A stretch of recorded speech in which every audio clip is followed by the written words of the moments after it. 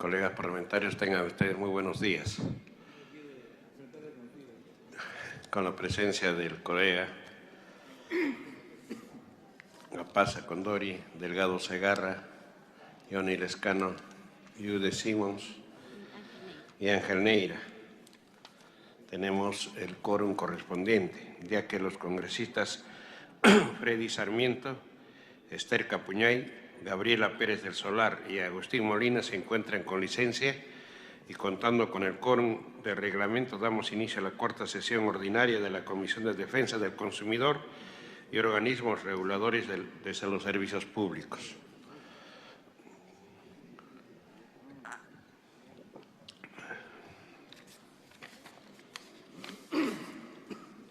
Se deja constancia que en la sesión pasada se aprobó la dispensa de la aprobación del acta. Pasamos a la sección despacho. La Presidencia da cuenta que ha ingresado para dictamen el proyecto de ley 3815-2014, ley que promueve la competencia en el mercado de cervezas, eliminando incentivos que fomentan indebidamente la concentración, cuyo autor es el congresista Luis Galarreta Velarde. Se ha solicitado las opiniones respectivas. Pasamos a la sección informes. La Presidencia informa que el día 2 de octubre en la Plaza Bolívar se realizó un acto recordando el cuarto aniversario de la vigencia del Código de la Producción y Defensa del Consumidor, la que contó con la participación de los congresistas Jaime Delgado y Claudio Coari, representantes de asociaciones de consumidores y diversas personalidades del rubro. En dicho evento se hizo una evaluación sobre la aplicación del código y se enfatizó la necesidad que se aplique urgentemente el artículo 37, que establece que los alimentos que incorporen componentes genéticamente modificados deben indicarlo en sus etiquetas.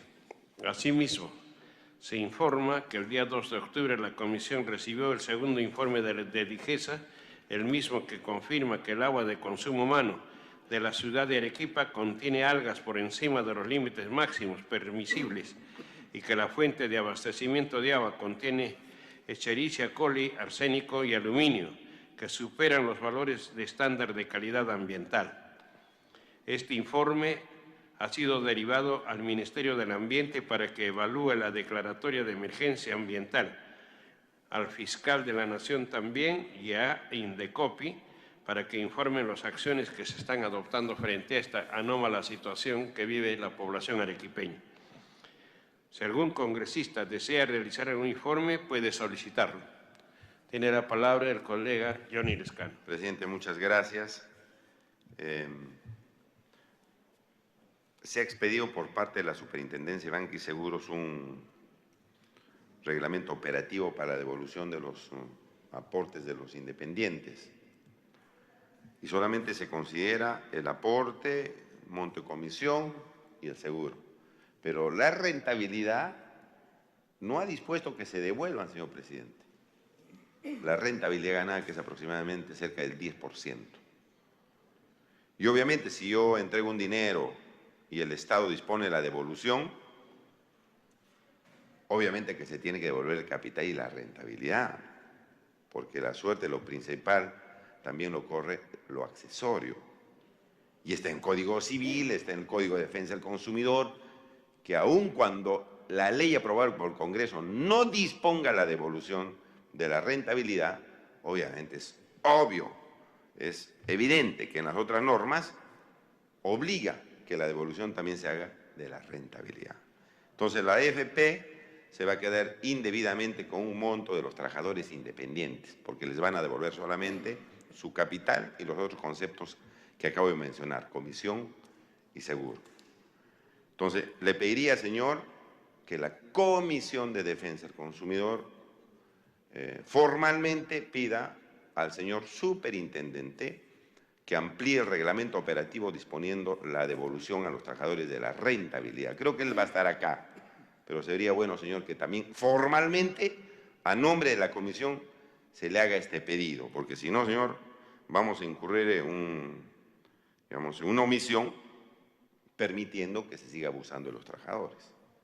Entonces, se está violando varias normas. El señor superintendente podría ser incluso responsable de esto.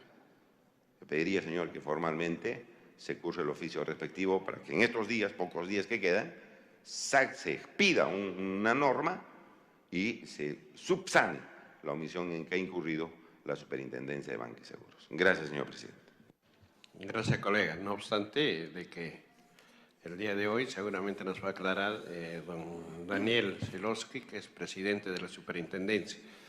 Así que esperemos que, aparte de la formalidad del caso, vamos a solicitar lo correspondiente. ¿Algún otro congresista? Se da la bienvenida a la colega congresista Cecilia Teit.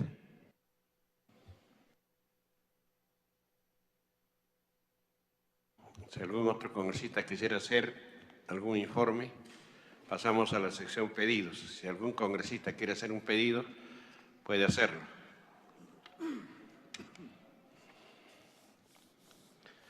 No habiendo informes ni peticiones, consecuentemente los pedidos, pasamos a la estación de orden del día. Colegas parlamentarios.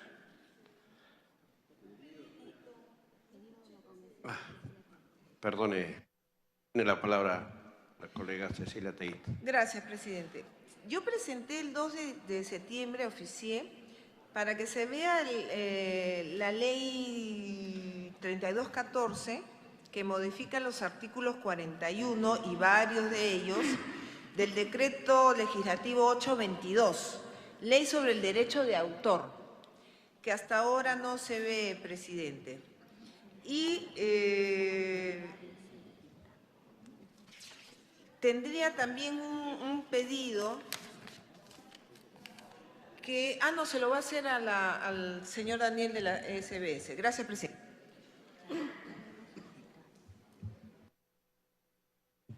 Se hace de conocimiento de la colega Teit de que se ha solicitado a la presidencia del Congreso para que se ponga en debate o en el Pleno este proyecto.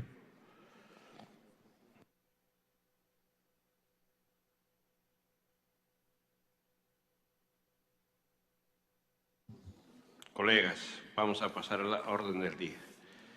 Como ustedes saben, se reprogramó, reitero, se reprogramó la presentación del superintendente de banca para el día de hoy. El superintendente se ha hecho presente el día de hoy para exponer ante la Comisión sobre la evaluación de la protección de los derechos de los usuarios del servicio bancario, financiero y AFPs. Suspendemos por breves minutos para que se invite a los señores invitados y la comitiva que lo acompaña. Agradecería se le pase la comunicación correspondiente.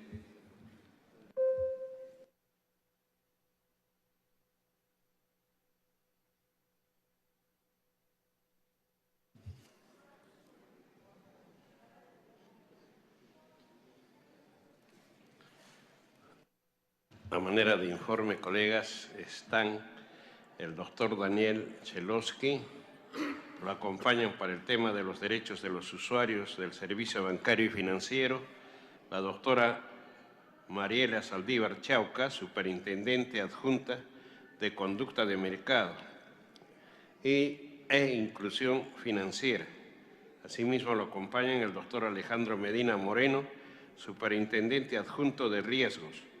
Consecuentemente, el doctor Rubén Mendiolaza Morote, superintendente adjunto de Banca y Microfinanzas. Para el tema de protección de los derechos de los usuarios del servicio de AFPs, la doctora Mila Guillén Rispa, superintendente adjunto de Asesoría Jurídica. El doctor Michel Canta Torres, superintendente adjunto de las AFPs. Les damos la correspondiente la bienvenida a nombre de la Comisión, fundamentalmente al doctor Daniel Zelosky, y agradecemos la gentileza que haya venido, desde luego de haber sido reprogramado esta reunión. Esperamos que esperamos que la presencia de tan distinguido personaje en la economía del país, el doctor Daniel Chelosky, pueda darles algunas explicaciones sobre todos los requerimientos que puedan hacer los congresistas. En tal sentido,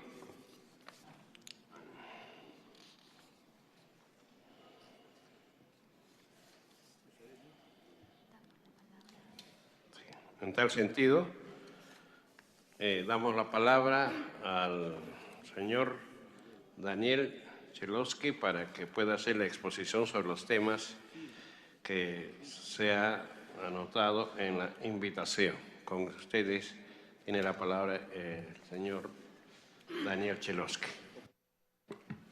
Muchas gracias, presidente. Apreciamos mucho esta oportunidad para que la Superintendencia de Banca, Seguros y AFPs absuelva las preguntas que le ha formulado la Comisión y en particular con relación a los diferentes tópicos anotados. Quisiera pedir su venia para que arranque la Superintendente Adjunta, doña Mariela Saldívar, refiriéndose al tema de protección al consumidor y particularmente algunas de las nuevas medidas que se han tomado para que el mundo financiero respete y trate mejor a sus clientes. Adelante, doña Mariela, por favor. Tiene la palabra la doctora Mariela Saldívar Chauca. Muy bien, buenos días con todos. Gracias nuevamente por la invitación. Voy a ir pasando la presentación, un poco la primera parte que desarrolla los temas relacionados al consumidor. Está dividida en 3 secciones: las acciones en protección al consumidor de servicios financieros, la seguridad en tarjetas de crédito y débito y lo que es la regulación en tasas de interés. La siguiente, por favor.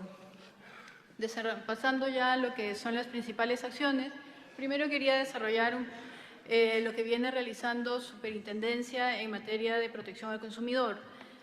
Sobre esto ha desarrollado un marco de regulación y supervisión que busca en principio buscar que el sistema financiero, seguros y pensiones se maneje en un contexto de transparencia e información, brindando hacia el usuario información que sea entendible, que sea clara y sencilla, que sea comparable, que sea accesible y sea informativa.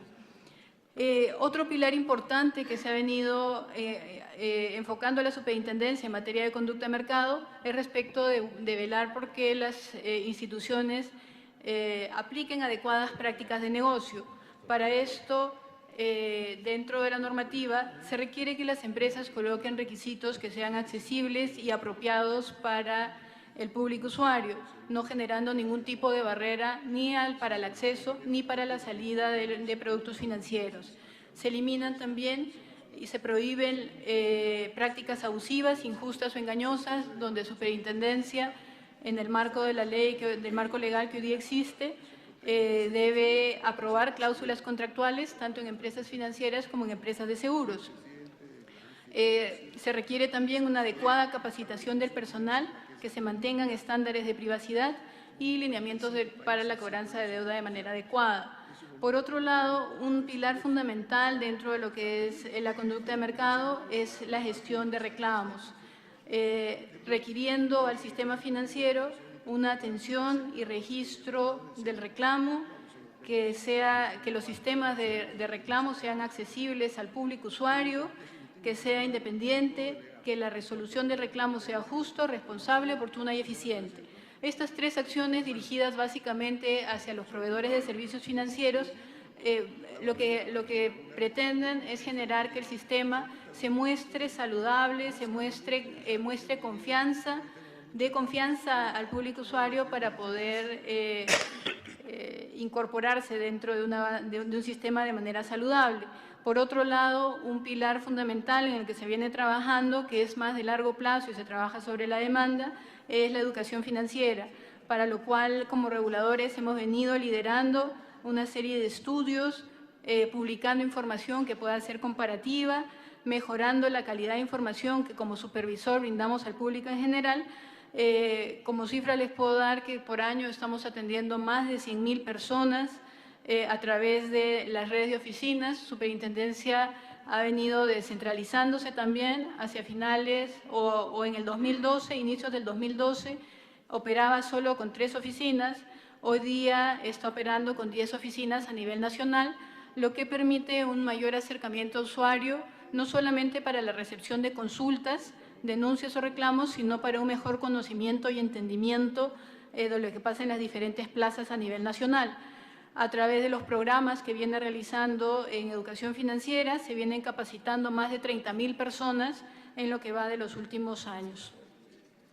Si pasamos un poco a cómo se ha desarrollado el marco de regulación, que es la siguiente diapositiva, luego de que se emite la ley complementaria a la Ley de Productos de Protección al Consumidor en Servicios Financieros y en el año 2012 se fortalecen las facultades de la superintendencia para poder tener una mayor calidad en la supervisión que realiza sobre la materia relacionada a protección al consumidor. Entre el 2012 y el 2013 hubo una reforma importante en el marco regulatorio en lo que es protección al consumidor, lo que es el reglamento de transparencia del sistema financiero, que formuló diferentes requerimientos al sistema, no solamente al momento, a lo largo de toda la vida que tiene el usuario entre que ingresa al sistema financiero y que ya es parte del mismo, ¿no? En un ordenamiento también de una problemática respecto a las comisiones bancarias que existían, un gran número de comisiones, no necesariamente distintas comisiones, pero sí llamadas de diferente manera que dificultaban mucho al público usuario poder compararlas. Sale una norma requiriendo una categorización y denominación de comisiones bancarias que permite una mejor comparación en la oferta de servicios financieros para que el público usuario pueda tener una mejor comprensión de los mismos. Por otro lado, también se emite un reglamento de transparencia en seguros. Una interrupción, señorita.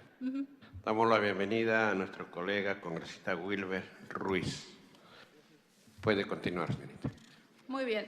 En lo que es el reglamento de transparencia en seguros, bueno, también por primera vez, luego emitida la ley de contratos de seguros, se regula por primera vez los derechos que tienen los usuarios dentro del sistema de seguros. Durante la contratación y en momentos previos a la misma. Se establecen también criterios sobre las cláusulas y prácticas abusivas, se reconoce el derecho de arrepentimiento y también el derecho de una resolución unilateral del contrato, se detallan los medios de comunicación y se señalan cuáles son las cláusulas que debían requerir una previa aprobación por parte de superintendencia. El reglamento de tarjetas de crédito y débito, en respuesta a la evaluación que se tenía sobre la problemática de las tarjetas de crédito, fundamentalmente, 50% de los reclamos eran por tarjetas de crédito. En el reglamento se desarrolla básicamente una delimitación de responsabilidades, qué responsabilidades debían ser asumidas por la institución financiera y no podían ser trasladadas hacia el usuario. Se mejoran aspectos de transparencia de información y aspectos de seguridad que van a ser explicados en detalle por Alejandro Medina en unos minutos. La metodología de cálculo de pago mínimo se establece y estandariza para tratar de evitar que las deudas crezcan en el tiempo o resulten impagas a lo largo de la vida del crédito. Se establecen estándares que deben ser de cumplimiento para todas las instituciones y recientemente se emitió una norma de servicios de atención al usuario que mejora la calidad de información respecto de los reclamos que presentan los usuarios a las instituciones financieras. Entre los principales cambios se incorpora la necesidad de colocar plazos también para la solución de consultas. Se requiere a las empresas que empiecen a remitir información de tipo regional para conocer en mejor medida dónde están ubicados los problemas en las diferentes regiones a nivel nacional y mejoran condiciones y generan incentivos para que las empresas puedan generar e incrementar las resoluciones a favor del usuario. Si pasamos a la siguiente, un poco destacando la parte de comisiones, que es un tema que siempre nos preguntan. A la fecha, el reglamento de transparencia incluye 18 cargos prohibidos. Esto ha venido incrementándose a lo largo del tiempo. En el año 2006 eran solo 5. hoy día, a partir del 2012, se incorporaron 13 cargos prohibidos más para poder definir en mejor medida qué cargos resultan inherentes a la oferta de productos financieros. Como había comentado, en lo que es la denominación y comisión, lo que se buscaba es que de lo que se evaluaba en el año 2012, cerca de 5.000 comisiones y gastos que existían en ese momento en el sistema financiero, se genera un ordenamiento donde en base al análisis que se realiza sobre las comisiones que se cobraban a las fechas, se generan 58 comisiones distintas para que puedan ser de mejor comparación en los 6 productos que son de uso masivo por parte del público usuario. Se simplifica la nomenclatura y se identifican también cargos prohibidos para lo que es el proceso de eliminación. Dentro de las acciones de supervisión, que es la siguiente diapositiva, se fortalece obviamente el requerir mayores exigencias al sistema, tenía que ir de la mano con un fortalecimiento en lo que son las acciones de supervisión. Dentro de las acciones extra situ, se fortalece la aprobación de cláusulas generales para poder hacer las más eficientes, donde ya no solamente hay una revisión legal, sino se verifican que no se incluyan a partir de la experiencia inadecuadas prácticas que podrían resultar abusivas al público usuario. Empieza a haber una revisión sistemática de todas las tarifas y comisiones existentes en el mercado, se revisa la información que las entidades publican al público usuario a través de sus diferentes canales de difusión, se analiza la información de denuncias y reclamos que remiten las instituciones de manera trimestral a la superintendencia, las denuncias y reclamos que se reciben a través de la plataforma de atención al usuario y también se revisan resoluciones o denuncias que existen hacia el Indecopi. El regulador financiero, bueno, al tener mucha información de oferta, carecía de información de demanda. Empiezan a haber evaluaciones de estudio de demanda, tanto cuantitativos o cualitativos, para poder entender mejor dónde están las barreras y cuáles son los requerimientos reales que necesita el público usuario, por qué del reclamo, por qué los niveles de desconfianza. Empiezan a haber una medición de riesgo para poder evaluar mejor y poner un mayor esfuerzo supervisor en aquellas entidades que pueden tener un mayor impacto a nivel de un riesgo de usuario, y se empiezan a coordinar con diferentes entidades y gremios para mostrarnos un poco más eficientes a nivel de Estado y con el privado también, requiriendo en algunos casos la utilización de buenas prácticas que van más allá de los temas regulatorios. Las visitas de verificación, las visitas que se realizan a las instituciones se fortalecen, añadiendo a las tradicionales, que eran las visitas ordinarias o especiales, verificación agencia, donde a nivel nacional la superintendencia se desplaza por el país para verificar en oficinas el cumplimiento de la normativa y la capacidad que tienen los funcionarios que atienden al público usuario, evaluando si conocen la norma que existe a la fecha. Asimismo, se empiezan a desarrollar visitas de cliente incógnito en 3 regiones del país. Se viene desarrollando en el año 2012 como piloto, 13 y 14, para poder tener un mejor entendimiento de cuál es el verdadero comportamiento que están mostrando las instituciones financieras. Todo esto se ha mejorado también con mejor información de captura, mejor capacidad para capturar la información y poder analizarla. Esto nos ha llevado, y si pasamos a la siguiente diapositiva, que el número de reclamos ha venido reduciéndose a partir de la exigencia de la norma. En el año 2013, a nivel sistema financiero, teníamos un promedio de 7 reclamos por cada 10.000 operaciones. Al 2014, al segundo semestre, estamos en un promedio de 6,4. Si dividimos el 2014 entre primer y segundo trimestre, ha habido un descenso donde en segundo trimestre estamos en un promedio de 6,1. Esto también nace de un esfuerzo del sistema a través de la institución o constitución del sistema de relaciones con el consumidor y la implementación de esta dirección, de esta comisión, que permite también hacer que el sistema privado tome una real conciencia y una mejor comprensión de cuál es la problemática que enfrenta hoy día el usuario en el uso de servicios financieros. Por otro lado, también la instalación del Aló Banco como un segundo canal que permite presentar reclamos de manera más cercana al usuario para tener una segunda opción para poder requerir un reclamo. Si pasamos a la siguiente diapositiva y vemos también cómo se están dando los reclamos, a este año, un poco por sistema, cerca del poco más del 60% están siendo resueltos a favor del usuario. Conforme nos manejamos a través de los diferentes subsistemas que brindan servicios financieros, los bajos niveles de educación financiera hace también que muchos de los reclamos que se presentan en entidades que operan con personas con poca educación financiera en las regiones tengan muchos reclamos que no se resuelven a favor. Si pasamos a la siguiente diapositiva, vamos a ver que los días promedio para la absolución de reclamos se mantienen en un promedio de 20 días.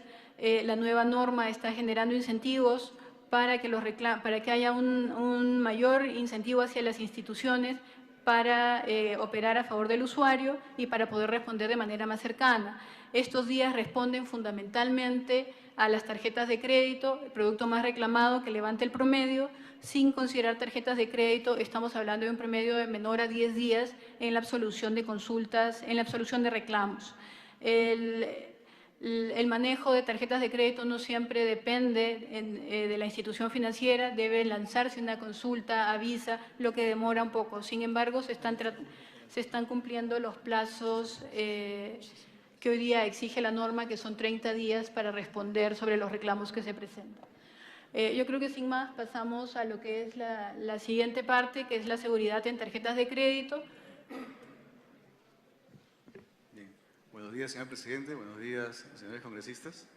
En esta parte de la presentación me voy a dirigir a ustedes para contarles brevemente acerca de las principales medidas que desarrolla el reglamento en materia de seguridad de tarjetas de crédito y débito, así como el grado de avance que tenemos con relación a la implementación de dichas medidas. Si me hacen el favor, podríamos pasar a la siguiente slide. Bien, lo primero que quisiera informar a modo de contexto es la elevada transaccionalidad y el aumento significativo que ha tenido el sistema financiero con propósitos de inclusión en relación al número de tarjetas de débito que actualmente maneja el sistema, así como de crédito. Aquí se presenta el saldo que tenemos al 2013, pero lo que hemos podido ver en los años que anteceden es un incremento significativo, muy rápido, del número de tarjetas de débito que tienen los ciudadanos. Esto, por supuesto, se refleja también en que, por supuesto, se está teniendo cada vez mayor número de cuentas de ahorro y acceso a servicios financieros en general. 21 millones de tarjetas es lo que tenemos ahora en tarjetas de crédito y débito. Mensualmente se está moviendo una cifra que supera los 48.000 millones de soles, 48 mil millones de transacciones y también 18.000 millones de soles, todo esto mensual. Es en ese contexto la manera apropiada de medir cuál es el grado de seguridad que provee el sistema financiero, es hacer una comparación simple entre las operaciones que los clientes no reconocen por diversos motivos, desde insatisfacción diversa hasta casos que podrían eventualmente constituirse en algún fraude o en alguna falla del sistema financiero con relación al cumplimiento de sus responsabilidades. Ese ratio al 2013 es del 0,05% en soles contra el volumen transado. Esta forma de medir es internacionalmente comparable y esto implica que el Perú realmente tiene un nivel muy bajo, ¿no?, de reclamos realizados con relación a sus transacciones, tanto en tarjeta de crédito como de débito. No obstante, hemos visto que existe un incremento, ¿no?, en las modalidades de fraude sofisticadas, sobre todo asociados a clonación de tarjetas y también a intervención a través de medios electrónicos como el Internet y otras modalidades de tarjeta no presente. Es eso lo que lleva a la Superintendencia en 2013 a emitir la nueva regulación que ya ha desarrollado mi compañera y que en materia de seguridad trae muchísimas novedades y muchos requerimientos muy fuertes que benefician al usuario de manera significativa. Si me permiten pasar al siguiente slide.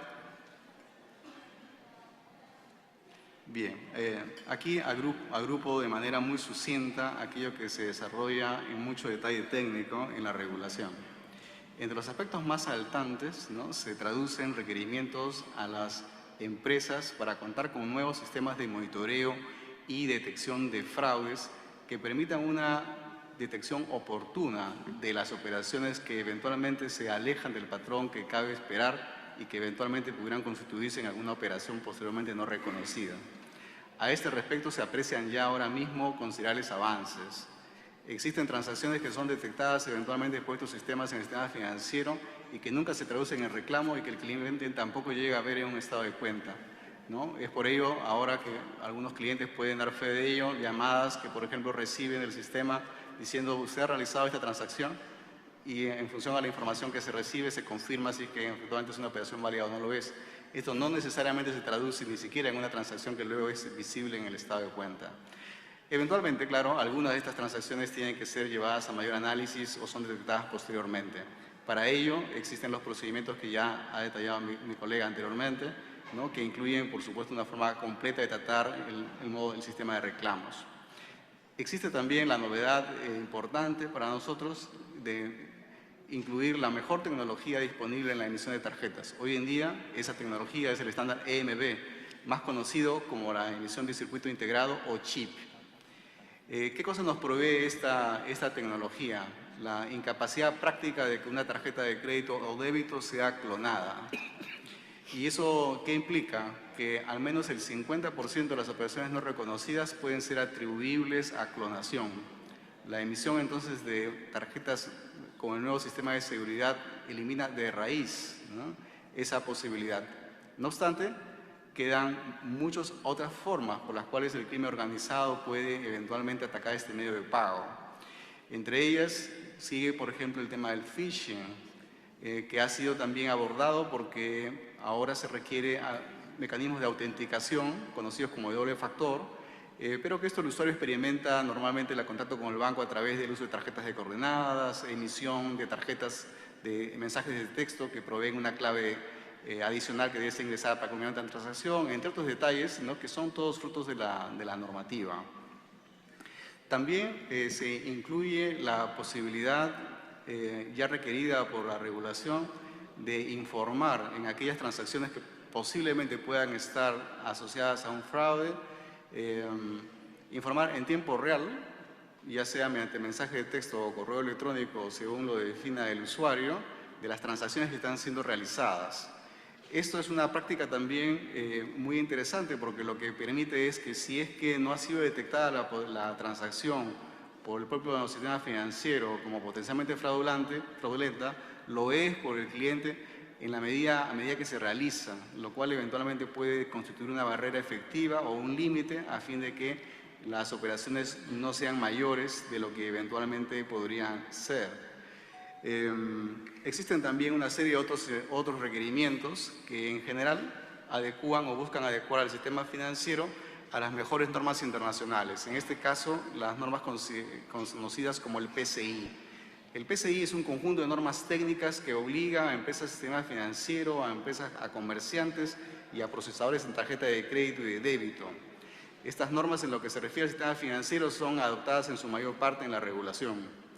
Asimismo también, si bien los comerciantes no forman parte del ámbito regulado, requerimos a las empresas del sistema financiero que en la relación con ellas establezcan en su contrato ciertos criterios mínimos, porque eventualmente operaciones que puedan afectar al usuario se originan no por responsabilidad del banco, sino también ante fallas en la diligencia del comerciante o el establecimiento comercial con el cual tiene contacto el usuario. Así que es así entonces que esta regulación establece un nuevo estándar muy amplio en materia de seguridad informática, ¿no?, y de operaciones. Si me permiten pasar al siguiente slide. Quisiera resumir aquí aquellas medidas principales que se encuentran incorporados en el siguiente reglamento. Verán, el slide en realidad está dividido en dos partes. La segunda parte hace simplemente mención de protecciones que ya existían en la regulación vigente. La primera parte hace alusión a los nuevos requerimientos. Entre ellos, creo, el más saltante es el referido a clonación de la tarjeta. Desde abril de este año, en el cual ya entró en vigencia, ¿no?, no se puede trasladar al usuario, ¿no?, reclamos o operaciones que sean producto de clonación de tarjeta. Estas son totalmente trasladables al sistema financiero. Asimismo, las empresas tampoco pueden trasladar al usuario el costo asociado, por ejemplo, a medidas de seguridad o seguros que eventualmente ellas tuvieran que contratar para protegerse de estas pérdidas. Si eventualmente el usuario fuera suplantado en las oficinas de la empresa, ¿no?, mediante esta modalidad conocida como el cambiazo, el usuario tampoco puede ser responsable. Si eventualmente existiese una falla en la posibilidad de denuncia o comunicación oportuna debido a que han existido fallas en el sistema de comunicación, fallas en los cajeros automáticos o fallas en los canales que hubiesen impedido de alguna manera al usuario proveer información oportuna, ¿no?, al sistema financiero o a los bancos para que ellos puedan tomar las medidas diligentes, entre otras opciones, bloquear la tarjeta o bloquear el acceso a las cuentas. Todo ello también es claramente responsabilidad del sistema financiero. Aquí se está regulando lo que en realidad es ya una práctica existente, ¿no?, pero a fin de asegurar su cumplimiento y facilitar su monitoreo por la superintendencia, se ha preferido hacer de ello regulación. Si me permiten llegar a la siguiente lámina. Entonces, en lo que se refiere al conjunto de medidas, creo que aquella que ha generado atención, por lo mismo que representa un esfuerzo muy significativo del sistema financiero y de una dificultad tecnológica importante, ¿no?, se encuentra la implementación del circuito integrado MB o chip en las tarjetas de crédito y débito. Se encuentran ahora, señor presidente, en implementación las medidas requeridas por la regulación. A diciembre de 2014, al 31 de diciembre de 2014, toda nueva tarjeta emitida por el sistema financiero debe ser emitida necesariamente con chip, ya sea de tarjeta de crédito o débito. Todo aquel cliente o usuario que por razón de pérdida, reemplazo o simplemente que así lo desee, también puede acercarse al banco a fin de requerir el cambio al nuevo estándar de seguridad. Asimismo, desde el diciembre del 2015, los cajeros automáticos deben también estar completamente en capacidad de manejar el nuevo estándar. Permítame introducir ahí una digresión, y es que hay que hacer notar, ¿no?, que muchos de los terminales de punto de venta, así como los cajeros automáticos, no son propiedad del sistema financiero, sino son operados por redes de terceros. La dificultad técnica asociada también a que estos equipos lean los circuitos es considerable y la inversión significativa. Su reemplazo tiene que hacerse también manualmente y deben acomodarse a los criterios de seguridad física requeridos por el Ministerio del Interior y esta superintendencia. Entonces, todo ello hace que el sistema de cajeros automáticos sea la última parte de esta modificación integral del sistema financiero peruano. En esa oportunidad, cuando tengamos el conjunto de tarjetas completamente migradas, estaremos en capacidad de poder cerrar completamente la posibilidad de realizar operaciones sin tarjeta con chip. No obstante, existen previsiones adicionales y excepciones también. Dada la dificultad de nuestra geografía, ¿no?, y la necesidad de facilitar el acceso al sistema financiero, se ha previsto en la regulación, ¿no?, la posibilidad de incluir también que por excepción las tarjetas dirigidas a sistemas simplificados y de bajo valor, potencialmente, por ejemplo, aquellas que estén asociadas a pagos de gobierno, en zonas difíciles, etcétera, podría significar una barrera realmente la emisión de tarjetas con chip. En esos casos, vía excepción, ¿no?, se permite la emisión bajo condiciones normales. No obstante, en todas las circunstancias, los bancos tienen que ser responsables y proveer las medidas de seguridad que sean apropiadas, ¿no? Dicho esto, también en diciembre de 2015 vence el plazo para implementar todas las medidas de seguridad técnica a las que había aludido en la ley anterior, que son conformes al estándar internacional más exigente existente actualmente, que es el PCI, ¿no? En consecuencia, señor presidente, si me permiten pasar al slide en la que quisiera hacer un resumen y conclusiones. Lo que hoy día tenemos es que la regulación vigente ya, implementada en gran parte y que estará implementada en sus aspectos fundamentales, en algunos otros, sobre todo aquellos de implementación difícil a fines de este año y a fines del próximo, promueve ya una mayor seguridad y protección al usuario muy significativa y muy importante. Somos de los pocos países de la región que tiene este nivel de estándar. En base a esta situación y a este contexto, entendemos de que medidas adicionales como que han sido discutidas en alguna oportunidad, como por ejemplo la provisión de huella digital o la inclusión de foto en las tarjetas de crédito y o débito, pudieran no ser necesarias o eventualmente inconvenientes. Y ello en razón que, por ejemplo, la inclusión de huella digital en las tarjetas requeriría una serie de dispositivos adicionales, ¿no?, que tenían que ser implementados no solamente en agencias, sino en comerciantes, y eventualmente limitar el acceso del usuario a lo que hoy en día es el comercio electrónico a través del Internet con tarjeta no presente. Asimismo, la inclusión de la foto no es realmente una medida sólida de seguridad, ¿no? Si revisamos la experiencia internacional, señor presidente, observamos de que la foto es incluida solamente para fines de mercadeo o mejorar la experiencia del usuario. Nunca es requerida o implementada por los bancos como una medida adicional de seguridad. Ello en el sentido de que es difícil, ¿no?, asegurar que todos los puntos de contacto, todas las personas con las cuales pueda eventualmente tener contacto un usuario o un tarjetaviente, pueda estar en capacidad de reconocer de manera apropiada, ¿no?, de la manera robusta y segura, que sí provee la unión del chip como de clave de seguridad. Es todo cuando tengo que decirle en esta parte, señor presidente. Al final entiendo que habrá una ronda de preguntas. Continúa la agenda, el señor Rubén Mendoza. Muchas gracias. Tiene la palabra el señor Rubén Mendoza, superintendente adjunto de banca. Muchas gracias, señor presidente. Yo voy a hacer algunos comentarios relacionados a los aspectos de regulación de tasas de interés. Y antes de ello quisiera señalar primeramente cuál es el marco normativo de la regulación, ¿no? El marco normativo está dado por la Ley 26702, que es la Ley General del Sistema Financiero y del Sistema de Seguros y orgánica de la Superintendencia de Banca y Seguros, que señala en su artículo 9 la libertad para fijar tasas de interés, comisiones y tarifas, y dice en la literalidad del artículo que las empresas del sistema financiero pueden señalar libremente las tasas de interés, comisiones y gastos para sus operaciones activas y pasivas y servicios. Sin embargo, para el caso de la fijación de las tasas de interés, deberán observar los límites que para el efecto señale el Banco Central, excepcionalmente con arreglo a lo previsto en su ley orgánica, ¿no? Esto es el marco legal. Independientemente del marco legal, yo quisiera, señor presidente, hacer algunos comentarios sobre el enfoque prudencial que usa la superintendencia y que es lo que motiva la regulación, porque nos queda claro que hay que proteger al consumidor, pero hay que protegerlo básicamente de dos cosas. Uno, de tener un crédito en el sector informal, porque es un crédito muy dañino, o sea, lo afecta seriamente. Y uno segundo, ya en el mundo regulado, de las malas prácticas que puedan haber, y la superintendencia ha sido muy activa en la regulación y en la supervisión de los temas del consumidor, sobre todo en los últimos 2 años, ¿no? Sin perjuicio de ello, ¿cuál es el enfoque prudencial que nosotros miramos y qué cosa es lo que promovemos a fin de tener tasas de interés competitivas en el sistema financiero?